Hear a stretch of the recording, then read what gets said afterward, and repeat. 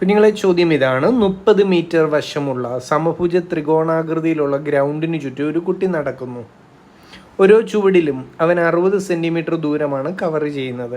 അങ്ങനെങ്കിൽ ground മുഴുവൻ ചുറ്റി നടക്കാൻ എത്ര ചുവടുകൾ വേണമെന്ന്. അപ്പം ചോദ്യത്തിൽ പറയുന്ന നമ്മുടെ ഗ്രൗണ്ടിൻ്റെ ഷേപ്പ് ഒരു ട്രയാങ്കിളാണ് അല്ലേ, സമഭുജ ത്രികോണമാണ് എന്ന് പറഞ്ഞാൽ അതിൻ്റെ വശങ്ങളെല്ലാം എത്ര തന്നെ? 30 ചോദ്യത്തിൽ പറയുന്നു. 30 30 30. ഓക്കെയാണ് എൻ്റെ കുട്ടികളെ.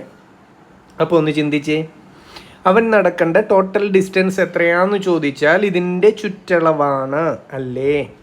അവൻ നടക്കേണ്ട ടോട്ടൽ ഡിസ്റ്റൻസ് എത്രയാണെന്ന് ചോദിച്ചാൽ 30 × 3 90 മീറ്ററാണ് അവൻ നടക്കേണ്ട ടോട്ടൽ ഡിസ്റ്റൻസ് എന്ന് ആദ്യം തന്നെ നമുക്ക് തീരുമാനിക്കാവുന്നതേ ഉള്ളൂ. ശരി, ഇനി എന്താ പറയുന്നത്? ഓരോ ചുവടിലും അവൻ 60 സെൻറ്റിമീറ്റർ കവർ ചെയ്യും. നടക്കേണ്ട ടോട്ടൽ ദൂരം 90 മീറ്ററാണ്. ഓരോ ചുവടിലും 60 സെൻറ്റിമീറ്റർ ദൂരം പിന്നിടും. അങ്ങനെങ്കിൽ എത്ര ചുവട് വേണമെന്ന് കാണാൻ ടോട്ടൽ ഡിസ്റ്റൻസ് 90 മീറ്ററാണ്. ഓരോ ചുവടിലും 60 സെൻറ്റിമീറ്ററാണ് കവർ ചെയ്യുന്നത്. അപ്പോൾ എത്ര ചുവട് വേണ്ടി വരുമെന്നറിയാൻ ടോട്ടലിനെ ഓരോ ചുവടും കൊണ്ട് കവർ ചെയ്യുന്ന ഡിസ്റ്റൻസ് കൊണ്ട് ഹരിച്ചാൽ പോരായോ? ക്ലിയറായോ?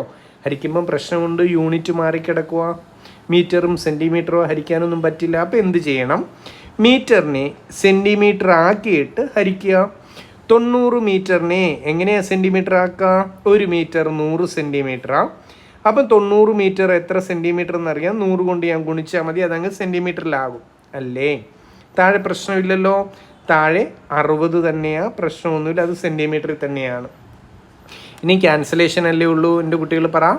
30 വെച്ച് വെട്ടിക്കോട്ടെ ഇവരെ രണ്ടുപേരെയും. 90നെ 30 വെച്ച് വെട്ടിയാൽ 3ആണ്.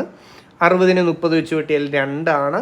ഇനി ആ 2ഉം 100ഉം കൂടെ അങ്ങ് ക്യാൻസലായി പോകും. 2 × 50 100. ബാക്കി എന്ത് വന്നു? 3 × 50.